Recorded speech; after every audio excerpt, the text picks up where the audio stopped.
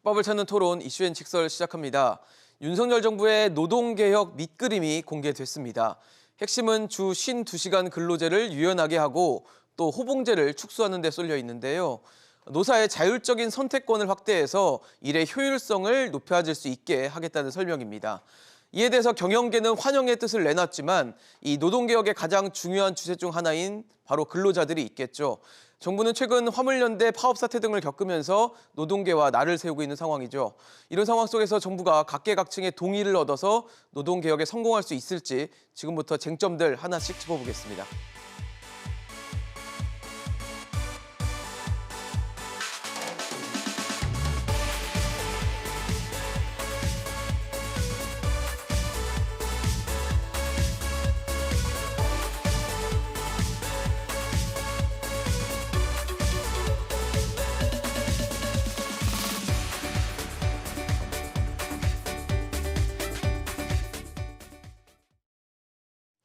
네, 오늘 함께해 주실 세 분 소개하겠습니다. 중앙대 사회학과 이병훈 교수, 자유기업원 최승로 원장, 사회연대포럼 정영건 대표 나오셨습니다. 어서 오십시오.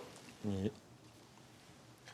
네, 정부의 노동정책 개혁 과제를 논의하는 기구죠. 이 미래노동시장연구회가 근로시간 또 여러 가지 노동개혁에 대한 권고안을 발표했습니다. 좀 여러 가지 내용들이 담겨져 있는데 일단 하나씩 좀 체크를 해보도록 하겠습니다. 일단 주 52시간 근무제, 이 근로시간과 관련된 권고안을 보면요. 현재는 일단 주 52시간, 그러니까 한 주에 52시간까지 일을 할 수 있는 게 기본 근로시간 40시간, 40시간에 최대 연장 근로시간을 12시간을 두면서 52시간 안에 근로를 하게끔 하겠다라는 게 현재 방침인데 이거를 주 단위로 지금 이제 주 단위로 관리를 하고 있죠. 근데 이거를 월 혹은 분기, 반기, 연 이렇게 좀 확대를 해서 선택할 수 있게 하겠다라는 내용이 담겨져 있습니다.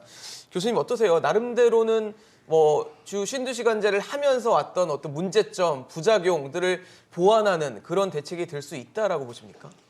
예, 근로시간에 관련해서 제가 평소 생각하는 바는 네네. 사실 선 단축, 후 유연화에 이제 좀 접근이 필요하다는 생각을 해요. 선 단축. 그러니까 근로시간을 먼저 단축하는 게 우리가 좀 주력해야 되고 그런 여건이 성숙이 됐을 때 좀 유연화라는 것을 접근을 해야 되는데 이번 그 미래노동연구회가 발표한 거는 네네. 그 단축보다도 네. 좀 기업들의 여러 이제 그 필요에 따라서 네네. 그 연장 근로에 대한 좀 그 탄력적인 조정을 할 수 있는 그런 이제 대안을 좀 더 강조해서 발표했어요. 근데 네. 제가 왜 선 단축을 강조하냐면은 말씀해 그 현재 우리나라가 OECD 2021년 데이터로 그 1915시간으로 이렇게 발표됐어요. 연간으로요? 연간으로 네. 연평균. 네. 그 OECD 평균이 1716시간입니다.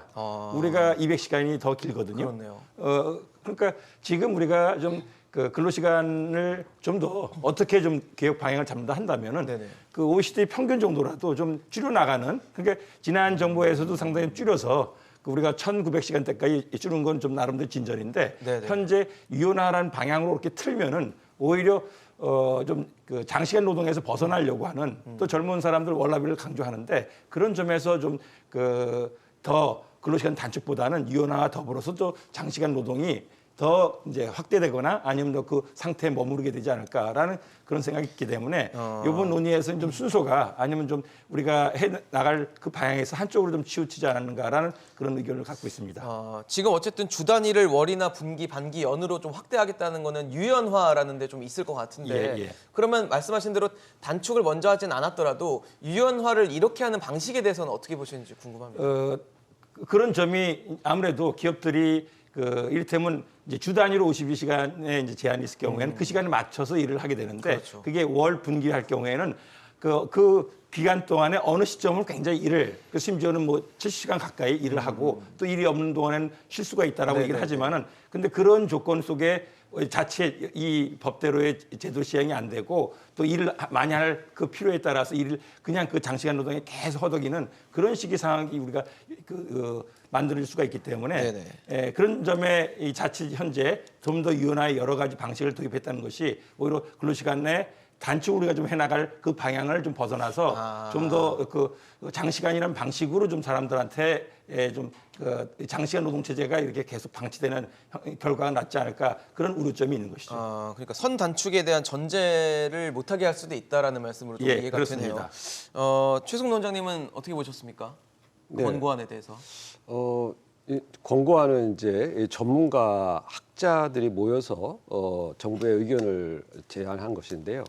정부 안과는 좀 다르죠. 그래서 고용부가 이 안에 대해서 어떤 입장인지 저는 좀 궁금한 편인데. 정부의 입장이요. 네, 그래서 정부가 이 권고안대로 뭐 다 받아들이거나 또는 뭐 권고안의 내용들을 어떻게 검토할지는 앞으로 봐야 되겠습니다만 네네. 현재 주 52시간제는 사실은 폐해가 엄청나게 컸던 규제였어요. 시간을 강제적으로 줄이겠다라고 법으로 했지만 현장에서는 사실은 근로시간을 줄이기보다는 네. 일자리를 줄여버리는 폐해가 컸단 말이죠.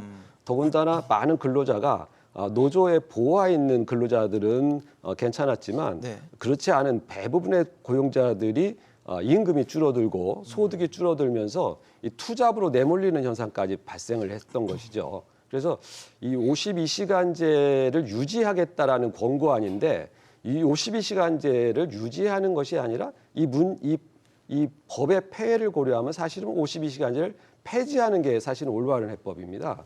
그런데 이번 권고안에는 52시간제를 유지하는데 주 단위로 규제를 통제를 했던 거를 월 단위나 연 단위, 분기 단위로 조금 여유를 두자 이런 내용이 포함이 된 거예요.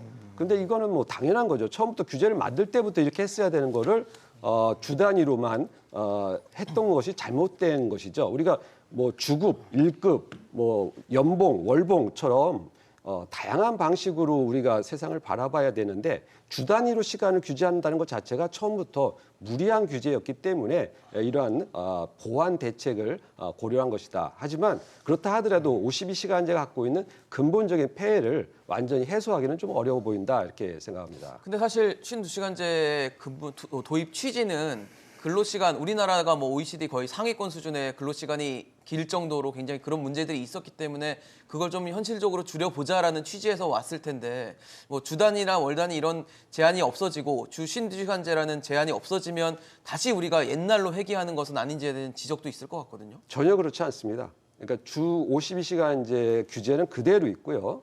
그리고 예를 들어서 이번 주에 좀 일을 많이 했다면 네네네. 2주차, 3주차 월 단위로 만약에 규제하는 기업이라면 그 2주차, 3주차, 4주차의 연장 근로할 시간이 줄어듭니다. 그래서 총 근로 시간 자체는 변함이 없죠. 하지만 경직적으로 주 단위로만 하게 되면 많은 사업장에서 혼란이 야기됩니다. 왜냐하면 일거리가 첫 주에 몰려 있는 사업장이 있을 수 있는 것이죠. 이제 이렇다고 해서 그 첫 주 단위로만 그 통제하게 되면 많은 사업장에서 혼란이 있는 것이죠. 그리고 분기별로 또는 계절별로 일이 많을 수 있는 사업장에서는 특히 그러한 폐해가 컸던 것이죠. 그래서 이런 것들을 고려한다면 사실은 근로시간 총 변화는 변화감이 없다. 특히 현재 연장 근로시간이 전반적으로 대부분의 사업장, 10인 이상 사업장에 보면은 거의 평균적으로 하루에 1시간 정도를 연장 근로를 하고 있어요. 네네. 그래서 연간 단위로 취합해 보면 이러한 제도적인 유연화 방안이 연장 근로의 전체적인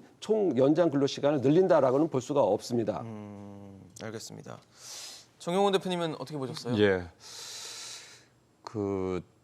우리 이제 기업하는 쪽에서는 뭐 유연성을 많이 요구하고 특별히 이제 노동 시간과 관련해서는 아예 규제를 없애자 이런 요구를 하시는 거죠. 그게 이제 뭐 노동계획과 관련된 여러 가지 논의가 있지만 독일 같은데 이제 뭐 산업 4.0 이어지는 노동 4.0으로 이어지는 걸 보면 우리 재계가 요구하는 수준은 노동 1.0 그러니까 산업혁명 초기에 그때 노동자들이 아무렇게나 막 일 시킬 수 있고 장시간 근로 규제 없이 가는 이런 것과 관련한 요구를 하고 계시는 거 참 안타깝다 이런 생각을 많이 합니다. 실제로 우리가 OECD 기준으로 해도 사실은 200시간 이상씩 더 일을 하고 있지 않습니까? 네네. 우리 노동자들이 정말 부지런히 일하고 있습니다. 밖으로 세계적으로 나가보면은 우리 노동자처럼 양질의 노동력을 가지고 이렇게 부지런히 일하는 노동자들이 없고요. 한국 경제의 성장의 여러 가지 원인이 있지만 가장 큰 성장의 원인은 저는 노동자들의 양질의 노동자들이 열심히 일하는 그 효과를 갖다가 우리 경제가 이렇게 컸다고 이렇게 판단하고 있는데요. 네. 그 과정에서 우리 노동자들은 대단히 어려움을 많이 겪었습니다. 사실 가료라든지 가로사라든지 산재공학이나 오명 이런 것들을 벗다가 이제 그 2018년 법 개정을 통해 가지고 노동 시간들이 조금씩 축소되기 시작하고 그래서 이제 2020년 자료에 겨우 이제 1900시간대로 겨우 들어와 있는 이런 상황이죠. 그게 이제 가장 최근의 데이터인데 네. 이 구조 속에서 연장 근로를 이렇게 더 늘리기 시작하면 노동자들의 건강권은 위협받을 수밖에 없습니다.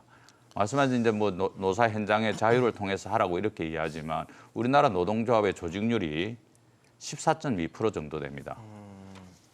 규모별로 확인하면 300 이상 사업장인 노동조합은 49% 정도 해가지고 노동조합이 절반 정도는 있습니다.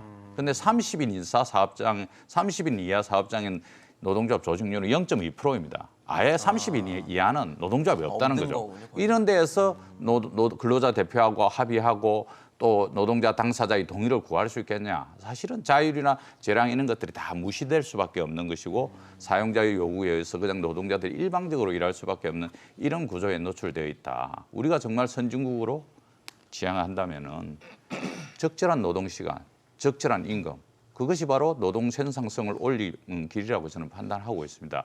이런 과정에서 너무 과도한 게 일어났다. 물론 특정 부분에 예를 들어서 조선업 같은 경우에 배가 바다로 나가서 일할 때 특정한 부분에서 유연성은 일정 부분 확보해야 되지만 이렇게 전체 노동자들을 갖다가 연장 근로로 갖다가 연 단위로 해가지고 가능하게 하면 지금 주에 69시간 뭐 또는 80시간까지 일할 수 있는 이런 구조들이 짜여졌으면 대단히 어려울 수밖에 없고 특히 이제 미래의 청년들을 생각하면 지금의 이제 청년들은 임금도 중요하지만 워라밸을 되게 중요시합니다. 노동시장 길고 밸런스, 균형을 중요시 그렇습니다. 노동시간이 길면은 그 회사에 입사하지도 않는데 이렇게 해가지고 우리나라 기업들의 국가 경쟁력을 확보할 수 있을까? 그런 면에도 저는 어려움이 있다고 봅니다. 대표님 그러면은 그런 걸 좀 여쭤보고 싶어요. 아까 조선업 얘기를 해주셨는데 네네. 업종별로 왜 예. 일이 몰리는 시즌이 있는 네, 업종들이 그런- 있잖아요. 예, 예. 뭐 균등하게 있는 예, 업종도 예. 있겠지만 예, 예. 특정 시즌에 딱 일이 몰렸다가 예. 그 다음에 좀 지나면 또 일이 또 조금 없어지고 예, 이런 예. 어떤 일에 몰린 정도에 따라서 집중도에 따라서는 근로 시간도 좀 바뀌어야 된다는 조정도 있을 것 같은데. 그런 거죠. 예를 들어서 뭐 조선업 같은 경우에도 그렇고 예를 들어 또는 뭐 게임 업체도 게임 그렇잖아요. 같은 경우도 개발. 발주를 받았어 이제 언제까지 납품해야 될 경우 이럴 네네. 경우 또는 뭐 농업 같은 경우에는 수확기냐 그렇죠. 파종기냐 이런 데 따라서 조금씩 그런 유연성과 관련해서는 노동계도 일정 부분 열려져 있죠. 그런 부분들은. 근데 이게 전면적인 노동 시간을 확대해 가지고 윤석열 대통령께서 후보 시절에 이야기한 120시간씩 일하고 쉴 때는 팍 쉬고 네. 노동자들 죽어 나갑니다. 정말. 지금 뭐 정용건 대표님의 걱정, 우려가 또 어떻게 보면은 뭐 단순한 기후로 좀 들리지 않는 것 중 하나는 이번 권고안대로만 그냥 따져봤을 때 주 한 주에 최대 69시간까지 69시간까지 근로가 가능하다고 해서 그 부분을 이제 이번 연구회 좌장인 권순원 숙명여대 교수에게 아마 질문이 간 것 같아요. 그래서 답변을 보니까 예외적이고 극단적인 상황이기 때문에 빈번하리라고는 생각하지 않는다. 그러니까 69시간씩 일하는 게 뭐 있을 수는 있겠지만 예외적인 상황이다라고 이렇게 얘기를 했는데 어떻게 보십니까? 부작용 걱정 안 해도 될까요? 좀 걱정이 됩니다. 그 얘기인즉은 주 52시간 경우에도 그 위반 사례가 적지 않게 확인이 돼요. 또 그거를 공개적으로 또 그걸 신고하거나 문제를 삼을 수 없는 그 현장 내에 또 여러 가지 여건도 있는 거고요. 앞서 그 최 원장님께서는 그 총량으로는 사실 어떻게 보면 뭐 그 바쁜 시기에 좀 하고 또 쉴 수 있는 걸 보장한다 하는데 사실 그런 조건을 우리 대한민국에 있는 많은 사업체 사업장에서 그 법대로 지켜지는 경우가 얼마나 될까라는 것이 현행 이제 주 52시간 그 운영을 통해서도 확인된다는 얘기거든요. 그러니까 이를테면 노동조합 조직이 14%밖에 안 되고 대기업이나 공공기관 같은 경우에는 뭐 노동조합 있든 없든 간에 그런 데서는 잘 지켜질 겁니다. 근데 정작 이를테면 영세사업장이라든가 비정규직 같은 경우에는 그 제대로 이제 법이 있는 것 관계없이 현실 속에서는 약자 불안정하니까 시키는 대로 일을 할 수밖에 없는 노조 조직률도 좀 낮다고 아까 말씀 주셨거든요. 14%밖에 안 되고 네. 또 그분들이 대부분 조직돼 있는 게 대기업 공공기관에 이제 국한되다 보니까 그 밖에 있는 노동자의 경우에는 중소형세 노사 지역. 자유라는 것이 굉장히 어떻게 보면 좀 제약이 될 수밖에 어떻게 보면 없다. 이제 현실로 하고는 네. 거리가 먼 그런 얘기를 지금 여기서 제시하고 있다는 점이죠. 그래서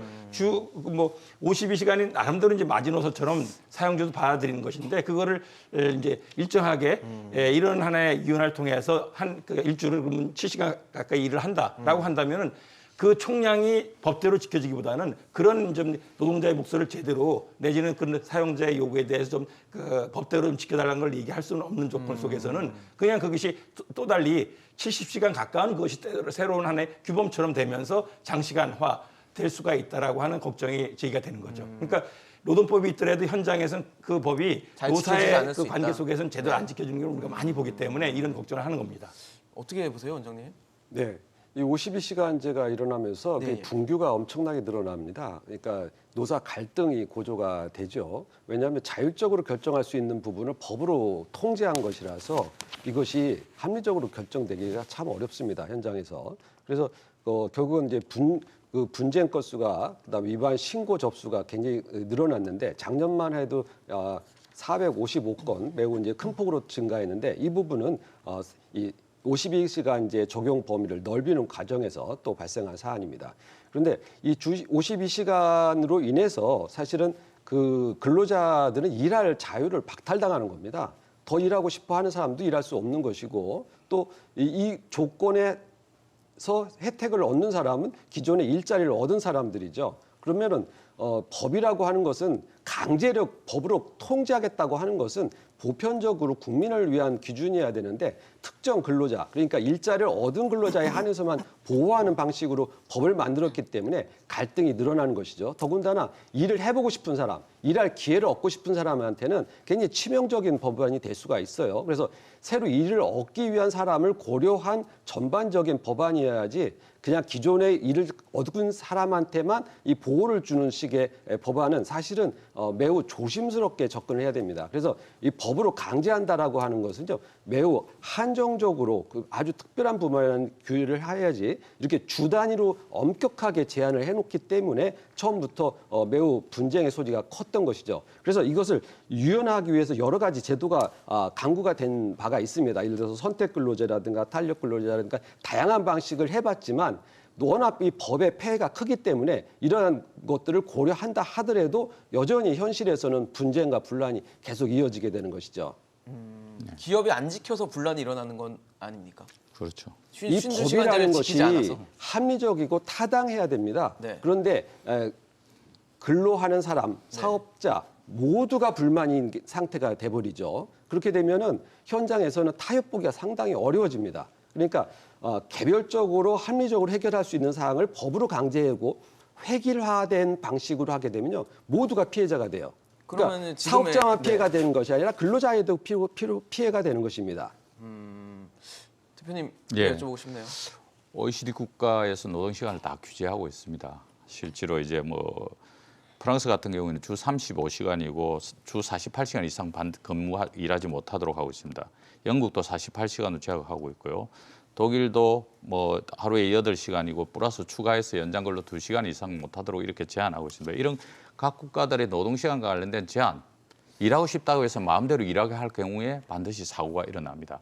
사실 노동자 입장에서도 몰아서 왕창하고 또 며칠 쉬고 이런 거 희망해요. 근데 그렇게 되면은 가로사의 원인이 되는 것입니다. 실제로 예를 들어서 일본의 간호사들이 일주일에 3일 근무하면서 14시간 일하고 4일을 쉽니다. 노동자들도 좋죠. 4일 달아서 쉬니까. 회사 입장에서도 교통비 안 주고 좋지 않습니까? 근데 그때부터 엄청나게 가로사, 그다음에 가로로 인해서 집중력 떨어지가 의료사고 이런 것들이 막 일어나가지고 되돌리기 시작했습니다. 일하고 싶다 해서 무조건 일을 시키고 났을 때 근로자한테 미치는 영향, 그리고 또 그 사람이 종사하는 부분이 공공 부분이면 시민가에 미치는 영향 이런 것들이 막대하게 크기 때문에 노동 시간을 갖다 규제할 수밖에 없는 것이 핵심이다. 실제로 예를 들어서 노동 시간을 왜 줄여야 하면은 산재율을 이렇게 쳐다보면요. 40시간 미만 근로자들이 0.1대 이렇게 있는데 52시간 근무하면은 0.484 정도로 해가지고 4배 이상으로 급속하게 증가하는 이런 구조에 노출되어 있고요. 우리가 얼마나 이제 가로사에 노출되어 있냐면은 작년 기준으로 가지고 가로를 갖다 신청한 사람이 2,500명입니다. 네. 그중에 위원회에서 판정을 받은 사람이 1,000명이고 그중에 500명이 가로로 인해서 돌아가셨어요. 가로사를 냈단 말입니다. 뇌혈관 질환, 심혈관 질환 이런 심정지 이런 다양한 이런 것들이 가로로 인해서 발생하고 특히 단기 근로를 해가지고 임팩 있게 팍 하고 쉬고 팍 하고 이런 것도 단기 가로로 해가지고 그것도 심혈관 질환이나 이런 질병에다가 엄청나게 영향을 미치기 때문에 네네. 적절한 시간의 노동의 규제가 필요하다. 언제까지 노동자 일방의 희생과 연장 근로를 통해 가지고 갈 것이냐 하나 있고요. 네. 또 하나는 현재 이제 사실은 지난 2018년에 노동시간 이거 52시간을 들어오면서 3년 내에 하게끔 너무 급속하게 한 측면이 있습니다. 우리가 주월제 도입할 때는 11년이 걸렸거든요. 그런데 이 제도가 이제 들어와가지고 거의 안정을 찾는 시기에 다시 거꾸로 돌려놓으면 69시간으로 이렇게 거꾸로 돌리면은 노동 현장은 상당히 혼란해질 수밖에 없습니다. 그래서 이것이 근거안이기 때문에 이 보건 쪽 관계자들이라든지 실제로 노동계 이야기를 들어서 이 부분과 관련해서는 본래 이 미래시장연구회가 노동시간 이중구조 해결하겠다고 이렇게 출발했는데 왜 이렇게 많은 근거안을 내가지고 노동자를 어렵게 하는지 이해하기 어려운 측면도 대표님 있습니다. 그러면은 여쭤보고 싶은 건 지금 권고안에 보면은 지금 말씀하신 그 과로사나 예. 그 오래 장시간 일을 하는 것에 대한 좀 견제를 할 수 있게 연장 근로 시간에 대한 단위 기간을 넓힙니다. 만약에 주 단위를 월 뭐 분기 반기로 넓히면 11시간 그러니까 근로인 일간의 사이에 11시간의 이상의 휴식을 보장하겠다는 내용이 담겨져 있는데 이런 것들은 장치가 될 수 없는 건가요? 뭐 11시간 휴식 보장은 국제적인 기준인데요. 연장 근로할 때. 그런데 그것도 24시간 내로 안 돼 있는 부분이고 지금 현재 노동부가 근거하고 있는 가로사 기준이 몇 시간이냐면은 60시간이에요. 노동부가 시행령에 의해서 가로사 기준이 되는 시간이 주 60시간 이상 일하면 가로사의 기준이라고 이렇게 돼 있고 특히 발병 4주 전에 64시간 일하면 이거는 가로사로 다 분류되고 있고 심지어는 최근에는 40시간 일하더라도 이렇게 아까 말한 단기 가로가 발생했을 경우에는 다 산재로 이렇게 인정을 해주는 이런 추세인데 정부의 법안이 60시간으로 해가지고 더 이상 하면 산재라고 이렇게 이야기하는데 69시간까지 일하라. 이건 좀 맞지 않는다라고 무리하신 것 같습니다. 제가 봤을 때는. 교수님은 어떻게 보세요? 11시간 그래도 건강권을 보장해주겠다라는 권고안이 담겨져 있거든요. 예, 미래노동연구회에서 네네. 이번 공고안을 발표하고 나서 이제 아무래도 뜨거운 이슈가 되니까 언론에 여러 뭐 성명이라든가 입장 나오는 걸 보다 보니까 그런 표현이 있더라고요. 이 이제 11시간 휴식제, 연속 휴식제에 대해서는 그 병 주고 약 주는 거 아니냐. 아예 병을 주지 말아야지. 그러니까 그런 그 현장에서의 또 시각이 있거든요. 그러니까 나름대로 우리가 제가 처음 밝혔듯이 그 독일 같은 경우는 무려 1,300시간대예요. OECD 평균보다도 훨씬 낮군요. 예, OECD도 훨씬 낮고 그리고 독일 내 근무체제를 보면 정말 여기서 얘기되지는 뭐 법 제도 없이도 아까 최승록 원장님이 말씀하신 굉장히 유연합니다. 유연하게. 그것도 그 노동 쪽에서 노조라든가 근로자 대표가 충분히 합의해가지고 왜냐하면 그 기본선이 그 1,300시간이니까 그거를 좀 더 여러 가지 플렉서블하게 하자는데 반대가 없어요. 근데 우리는 1,900, 2,000시간 그 이상이 있다가 이제 조금 내려온 건데 이런 식으로 오히려 지금 이 근로시간의 상한이라는 걸 넓히게 되면은 네. 그러면 거듭 말씀드린 것처럼 근로시간을 더 확대하는 그런 문제가 있는 것이고 앞서 네. 최 원장님 얘기하신 것 속에 두 가지 측면을 제 생각을 밝히면은 오히려 이제 우리가 워크쉐어링이라고 하거나 잡쉐어링처럼 근로시간을 오히려 좀 이렇게 줄여 나가면은 왜냐하면 한 사람이 그 1,000시간을 일할 것을 그것을 이를테면 800시간 내지 600시간을 줄이게 되면은 그만큼 다른 사람한테 일자리 기회가 되는 거거든요. 그러니까 근로시간 단축이라는 게 오히려 그 일자리를 어떻게 된다라고 얘기하시는 거는 제가 듣기에는 좀 납득이 안 되고 그리고 사실 근로시간 문제는 소득하고 연결됩니다. 그러니까 사람들이 왜 그렇게 10시간, 12시간 최근에 화물연대도 난리가 났던 게 15시간씩 일을 하게 되는 것은 그 적정 소득이 이제 해결이 안 되기 때문에 노동자 입장에서는 뭐 그 사용자 얘기할 필요 없이 본인 스스로가 더 일하려고 하는 건데 오래 일을 해야지 임금이 보장된다. 그렇죠. 그러면 생활이 되는 거고 지금처럼 물가 많이 오를 때 네. 그런 점에서 사실 근로시간 문제는 적정한 임금소득을 어떻게 같이 좀 연동을 시킬 것인가라는 것이 해결 안 되면 근로자는 사실 자발적으로 더 많이 일하려는 것처럼 보이지만은 네네. 속사정은 그렇다라는 말씀을 드립니다. 그렇죠. 생계를 보장하고 또 삶을 꾸려나가기 위해서 또 일을 하고 여기서 또 노동을 통해서 임금을 얻는 것인데 과연 그것도 보장이 되면서 근로시간을 잘 챙길 수 있는 방안이 무엇인가를 좀 고민해 봐야 된다라는 얘기까지 해주셨어요. 원장님은 어떠세요? 11시간 일단 휴식제를 두겠다라는 게 권고안에 있는 거거든요. 그건 뭐 합리적인 제도 같지는 않고요. 제가 보기에는 우리가 이 법만능주의에 빠져서는 안 된다고 봅니다. 11시간 휴식제 뭐 이런 식으로 휴식도 몇 시간 가져라 이렇게 정부가 무슨 아버지 엄마처럼 잔소리하는 식으로 법을 만들어서는 안 됩니다. 그래서 우리가 사람들이 일하고 싶어 하는데 왜 하겠습니까? 돈 벌려고 하는 거예요. 네네. 그런데 돈을 벌 수가 없게 됐어요. 시간을 줄이는 바람에. 그러니까 투잡을 띱니다. 그럼 이 사람은 일을 몇 시간 한 겁니까? 과로사 왜 걱정을 합니까? 그거는 본인이 그만큼 생산성 높게 일을 해서 소득을 벌 수 있도록 우리가 환경을 만들어주는 것이 중요하지 몇 시간을 일해라, 몇 시간 해라 이런 식으로 간섭하게 되면요. 사람들이 더 소득을 얻지 못해서 결국은 더 어려운 환경에 가서 일하게 되는 것입니다. 그래서 우리는 이 법만능주의에 빠져서는 안 된다. 그러니까 법으로 모든 걸 통제해가지고 사람들이 이렇게 획일적으로 만들면은 더 나아지겠지. 하지만 현장에 가보면 결국 일자리만 없어지는 것이고 사람들은 또 두 개, 세 개 일자리를 또 얻기 위해서 또 노력을 해야 되는 거죠.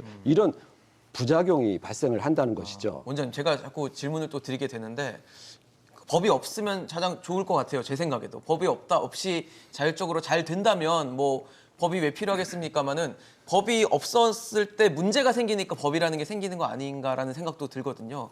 11시간씩 쉬지를 못하니까 11시간을 휴식제를 둬서 건강권을 보장해 주겠다라는 게 법의 취지는 아닐까라는 저는 생각이 좀 드는데 어떻게 보십니까? 우리가 그 일하는 데 있어서 네네. 누군가는 시간에 가리지 않고 일하는 사람도 있고 밤에 일하는 사람도 있고 그렇죠. 다양합니다. 다 다르죠. 그래서 하루 열심히 일하고 또 다음날 네. 쉬는 사람도 있어요. 그래서 회사 나가는 게 싫어서 그냥 개인 자영업자 하거나 또 프리랜서로 일하시는 분들도 있어요. 근데 프리랜서 일하시는 분들은 집중해서 뭐 한 1년 정도 일을 하고 또 1년간 휴식 갖는 분들도 있어요. 네네. 그러니까 세상에는 다양한 방식으로 일하고 싶어 합니다. 근데 그것을 갖다 너는 강제로 이 정도는 휴식을 취해. 이게 뭡니까? 하루에 밥을 3끼를 먹든 2끼를 먹든 그건 각자의 선택이고 선택이다. 그리고 그것은 자기가 자기 몸을 관리할 수 있는 주체로서 우리가 생활할 수 있다는 것을 우리가 인정을 해야 되는 것이죠. 그런데 정부가 야 밥은 3번 먹어. 아니면 뭐 이것은 하루에 이 정도 휴식은 뭐 한 2시간이라고 1시간 무조건 쉬어. 이런 식으로 강제해서는 안 되는 것이죠. 제가 하나 짧게 네, 말씀드리면요. 대표님 좋습니다. 그 최근에도 이제 택배 노동자들이 가로사 문제 장시간 근로 나왔지 않습니까? 지난주에 끝났지만 이제 화물연대 노동자들이 왜 적정 인간과 적정 노동 시장이 필요한가 이렇게 봤더니 이제 화물차 한 2억 5천 정도 주고 사가지고 뭐 트레일러 설치하고 3억 정도 돈이 들습니다. 근데 이분들이 다 고령이에요. 60대 이상이 많습니다. 그래서 이분들이 이제 차를 그냥 어쩌지도 못하고 이러니까 자식들한테 해보라고 그 화물연대 가족한테 들은 이야기인데요. 애를 데리고 나갔어요. 젊은이. 이 젊은 친구 가서 해보니까 아버지 하는 일이 16시간씩 일하고 뭐 이건 인간의 삶이 아니에요. 2, 3일 있다가 전부 엄마한테 이야기하고 나 돌아간다고 해야 다 돌아갔다는 거 아니에요. 자, 그럼 청년들이 화물연대 그 화물차 트럭 운전하지 않으면 이후에 우리나라 화물차는 운전은 누가 할 겁니까? 적정 노동시간, 적정 임금이 없으면은 이제 청년들은 그런 3D 업종에서 일하지 않습니다. 도전 자체를 하지 않는다. 그럼요. 네. 알겠습니다. 사실 지금 말씀드리고 있는 뭐 근로 시간만 사실 저희가 다뤄도 정말 1시간이 부족할 정도의 이슈이기 때문에 여기서 좀 말씀을 정리를 하고 다음 이슈로 좀 넘어가도록 할게요. 이번 권고안에는 임금체계 개편 방안도 나왔습니다. 호봉제를 직무급제 또 성과급제로 바꾸겠다라는 내용이 담겨져 있는데요. 호봉제라는 건 사실 이제 연이 지나가고 해가 바뀌면 임금이 오르는 그냥 어떻게 보면은 뭐 얼마나 일을 했건 얼마나 성과를 냈든 간에 그냥 임금이 오르는 현재 시스템들이 좀 있는 편이고요. 그걸 이제 직무나 성과에 따라서 좀 개편을 하겠다라는 게 이번 권고안에 담겨져 있습니다. 그러면서 현재 뭐 굉장히 좀 잘 깔려 있는 호봉제가 뭐 현재 젊은 세대인 MZ 세대나 여성에겐 좀 불리하고 대기업 남성들에게 유리하다 이런 뭐 이유를 좀 대고 있는 것 같은데 교수님 어떠세요? 이거 맞습니까? 예, 그 임금 체계 네. 우선 우리 이 사회 노동 시장의 핫 이슈인 것만 분명해요. 그럼요. 임금 그럼요. 뭐 달리 얘기하면 임금 격차의 문제입니다. 네네. 그게 지금 이제 보통 대기업, 중소기업, 네네. 정규직, 비정규직 또 이제 성별 남녀 간의 이제 격차를 얘기하게 되고 그렇죠. 그런 격차를 낳는 하나의 원인으로 이제 호봉제를 한다면 주로 이제 대기업이나 대기업에서도 여러 직종 중에 사실 생산직에 해당될 거예요. 노동조합 조직돼 있는. 네네. 그리고 이제 공공 부문이 네네. 이 호봉제의 이제 그 제도에 따라서 연차에 따라서 임금 계속 계속 올라가는 오르는, 반면에 네. 지금 말씀드린 비정규직이나 영세 사업장 같은 경우에는 이제 시장 임금 비슷하게 돼서 거기서는 뭐 여기서 얘기되는 이제 그 해당 일의 가치대로 그 급여가 주어지는 형태가 되다 보니까 그러다 보니까 아무래도 근소히 많은 대기업, 공공기관 같은 경우에는 이제 임금이 많이 높은 반면에 그렇지 않은 부문에서는 임금이 상대적으로 낮다 보니까 그 격차 문제를 해소할 때 임금 제도, 임금 체계에 대해서는 사실 이제 과거 정부서부터 계속 논의가 됐던 내용입니다. 그리고 사실 이번에 직무성과금 뭐 새로운 내용이 아니고 그러니까요. 과거 뭐 MB 특히 박근혜 정부 노동개혁 할 때 그런 제도로 그것도 이제 정부가 일방적으로 좀 한번 해보자라고 강행 드라이브 하면서 노동계 강한 반발을 사가지고 큰 논란 내지는 갈등을 빚었던 이슈이기도 한데요.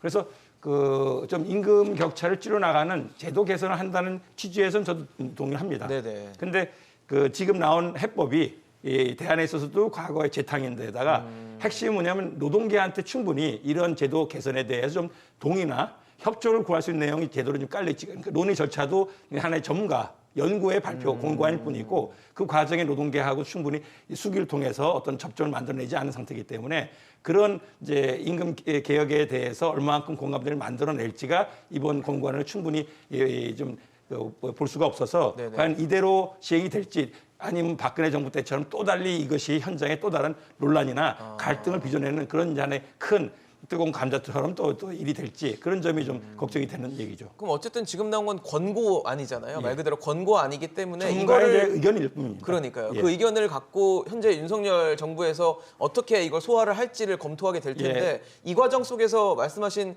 그 어떻게 보면 이해 당사자들, 뭐 노동계라든지 경영계라든지 얘기를 좀 듣고 공청회나 이런 것들을 좀 자리를 갖는 과정들은 분명히 좀 필요해 보이겠네요. 전체적인 말 그대로 그 우리가 경사노위처럼 예. 사회적 대화를 한편으로 해야 될 거고요. 또 하나는 임금 하나하나를 고칠 것은 해당 사업장별로 이를테면 노동조합이 있으면 노동조합이 아니면 노동자가 없을 경우는 근로자들의 다수 의견을 대표하는 사람들하고 협의를 거쳐야 됩니다. 해서 전반적으로 임금 체계 개선에 대한 개편에 대한 좀 이제 사회적인 공감대를 좀 만들어내는 것이 좀 제대로 갖춰줘야지. 그래야지 사업장별로 그런 방향에 대해서 그 근로자 내지는 노동자 대표들이 좀 합의해주고 동의할 수 있는 절차가 되는데 그렇지 않을 경우에는 굉장히 뭐 날치기라든가 뭐 또 파업이라든가 많은 일을 겪게 되겠죠. 원장님 어떠세요? 호봉제를 이제 직무급제, 성과급제로 좀 바꾸겠다라는 내용이 담겨져 있는 거거든요. 어떻게 보십니까? 사실 그 지금 21세기에 호봉제 얘기하는 거 좀 뭔가 이상하죠. 세상이 구태하다고 바뀌고 보시는군요. 일하는 방식도 바뀌었고 생각도 일하는 방식 모든 게 다 바뀌었는데 호봉제를 아직도 유지하고 있는 것은 사실은 우리 사업장 내에 있어서의 경직성을 말해주는 겁니다. 그러니까 바꾸기가 매우 어렵다라는 것이죠. 그래서 이미 일하는 방식과 월급을 주고 받는 사람들 간에 있어서의 생각은 이미 성과 연봉제로 다 바뀌어 있는데 여전히 제도는 낡은 형태로 제도가 못 유지가 따라온다. 있어요. 그래서 이 호봉제가 얼마나 엉터리 제도이냐면은 사람들한테 굉장히 불공정한 제도이고 자기 목 이상으로 챙겨가는 사람 아닌데 자기 목만큼 못 받아가는 사람 이런 피해가 늘 발생하는 제도입니다. 네. 예를 들어서 30년 이상 근로한 사람들에 있어서의 그 임금 격차 초급과에 비교했을 때 서구 같은 경우는 약 1.5배 정도 높다 이렇게 돼 있어요. 그건 뭐냐면 그 나이에 따라서 연봉에 따라서 무조건 생산성이 높아지는 것이 아니고 생산성이 높아진 만큼만 소득으로 가져가는데 우리나라는 그것을 한 3배 정도 가져간단 말이죠. 그 얘기는 뭐냐면 거의 선진국에 비해서 2배 정도는 과도하게 많이 가져간다. 그러니까 연차가 많이 됐다고 해서 사실은 무조건 성과를 많이 내는 건 아닌데. 성과를 많이 내는 것도 네. 아닌데 그렇게 많이 가는 것은 사실은 근로자 간에 있어서도 불공정한 방식인 것이죠. 그래서 우리가 이 방식은 시대가 바뀌었기 때문에 당연히 사업장마다 바꿔 나가야 됩니다. 그런데 이것을 가로막는 그러한 기존의 뭐 예를 들어서 기득권 노조라든가 뭐 다양한 이해 당사자가 있겠죠. 합리적으로 우리가 설득을 해서 사업장 내에서의 임금이 사실은 합리적으로 배분될 수 있는 구조 이건 좀 만들어야 되겠다라는 생각입니다. 근데 어떠세요? 사실 굉장히 바꾸기 어려운 것 중 하나가 시스템인데 네. 지금 어떻게 보면 시스템을 바꾸겠다는 거거든요. 네네. 그래서 뭐 임금 체계 관련해서 크게 보면은 뭐 미국의 이제 메리트 시스템, 인센티브 성과급 중심의 메리트 시스템이고 이제 유럽의 직무 중심의 직무급제가 있고 우리나 일본 같은 경우는 이제 호봉제 중심으로 이렇게 그렇죠. 쭉 발전돼 있습니다. 그런데 이 제도라는 것이 자본주의 제도 도입 초기에 다 들어왔던 제도입니다. 그래서 급격한 사회적인 변화가 없으면 사실 바꾸기 대단히 힘든 것이 노사관계의 문제이고요. 그래서 이제 이걸 이제 경로의존성이라고 이야기하는데 네네. 우리 같은 경우에 이제 80년대 3조 호황에 가지고 경제가 성장을 많이 했어요. 기업들이 네. 성장을 했는데 근데 노동자들한테 적절한 보상이 없다 보니까 87년 노동자 대투쟁이 일어났어요. 그 과정을 통해 이제 노동자들이 뭐 안정적인 고용이라든지 호봉제 임금 체계라든지 이런 걸 확보했단 말입니다. 그러다가 한 10년 정도 하다 97년 IMF 오면서 이게 전반적으로 다 무너지기 시작했습니다. 그래서 사실 정리해고가 도입되고 상시적인 구조조정이 되고 비정규직 파견법에 의해서 비정규직들이 땡기고 그다음에 이제 사측의 신인사 경영 전략에 의해 가지고 성과급 제도가 도입됐어요. 그래서 대기업들이 호봉제도 했지만 호봉제 플러스 성과급제로 해가지고 거의 다 들어와 있습니다 지금. 실제로 그러면 이제 우리가 직무급제를 어떻게 도입할 것인가 관련해서 전면적으로 직무급제 도입이 가능하냐? 예를 들어서 이런 겁니다. 입직 경로가 똑같아요. 공공부문의 노동자들이 공채로 다 들어와 있습니다. 대기업의 노동자들도 입직할 때 다 공채로 들어왔어요. 인사부에 있다가 영업부에 있다가 지점에 갔다가 생산 관리하다가 다양한 일을 다 할 수 있도록 제너럴 리스트를 뽑았어요. 그런데 직무급제는 스페셜한 그 부분이거든요. 근데 그 부분에 스페셜하게 오래 두면 우리는 또 사고의 우려들이 있어요. 여러 가지 뭐 모럴 해저드도 발생하고 있기 때문에 순환 보직을 다 발생시킵니다. 네네. 예를 들어서 직무가 달랐다 해가지고 동기끼리 같이 입사하는데 저 친구는 재무팀에 있으니까 돈을 많이 받고 영업팀에서 고생하는데 나는 돈을 작게 받고 이게 용납이 되겠습니까? 쉽지 않은 구조예요. 입직 경로부터 처음부터 다른 상황에서 하는 건 어렵다. 그래서 예를 들어서 이 제도가 좋다고 판단하면은 뭐 판교의 IT 업체라든지 최근에는 그런 연봉제라 이런 것들 많이 도입해요. 이런 거가 가능하지만 공공 부분에 똑같이 들어와 있는데 금융 부분에 똑같이 입사했는데 이 직무가 다르다고 직무 분석도 안 돼 있는 상황에서 직무 임금의 변화를 주자고 요구하는 것은 가능하지도 않고 들어가지도 않는다. 그래서 전 정부에서 몇 차례 시도했으면 실패하고 공공 부분은 그걸 경영평가가 하는데 또 노사가 눈가리식으로 해가지고 갈 거예요. 그런 방식보다는 정말 가능한데 제가 말씀드리지만은 또 작년 지난 6월 7월에 걸쳐서 조선소 사내 하청 근로자들이 파업했습니다. 네. 거기 착취 구조가 생겨서 발생한 거거든요. 20년, 30년, 20년 이상 30년 용접을 했는데 최저임금밖에 못 받는 이게 말이 됩니까?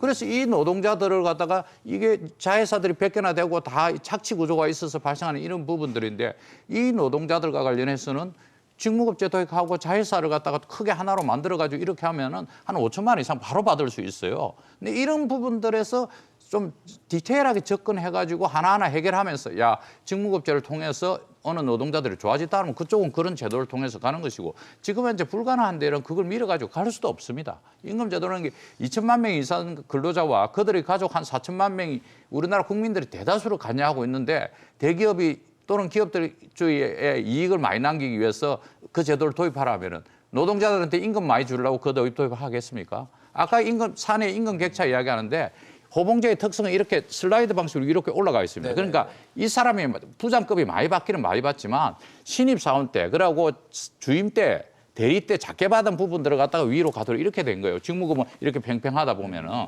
그래서 이급 현재가 이 제도가 도입되는데 우월적이라고 할 것이 아니고 필요한 데서 이중구조 격차를 해소하기 위해서 정부가 어느 부분 하는 건 좋지만 전면적으로 도입해가지고 노동 현장의 혼란을 초래해서는 곤란하다. 네, 이 부분도 검토가 좀 많이 필요해 보이고 마지막으로 하나 이슈만 더 체크를 해볼게요. 정년 연장 늘 우리 사회의 숙제입니다. 지금 고령화 시대가 되고 정년 후에도 이제 생활을 영위해야 될 기간들이 길어지는 상황인데 만 60세로 돼 있는 정년을 연장을 해야 된다. 근데 현재 국민연금 수급 개시 연령이 만 62세예요. 그러니까 여기에 시간 텀이 생기다 보니까 소득이 없는 상황이 생기는 문제가 생기고 여기에 따라서 또 임금 피크제가 또 다른 숙제로 또 떠오르고 있는 상황인데 교수님은 어떻게 보십니까? 정년 연장. 예, 우리 뭐 고령화 그것도 초고령화 사회로 세계적으로 이렇게 네, 굉장히 빠르게 나가다 가고 있죠. 보니까 노동시장에서 일할 사람을 구하기가 힘든 그런 문제를 풀어갈 때 예. 그럴 때 뭐 여성 못지않게 이제 은퇴하시는 그 네, 연배의 시니어들. 그 시니어들도 네. 더 일할 수 있는 기회를 주기 위한 정년 연장은 저는 필요하다고 생각하고요.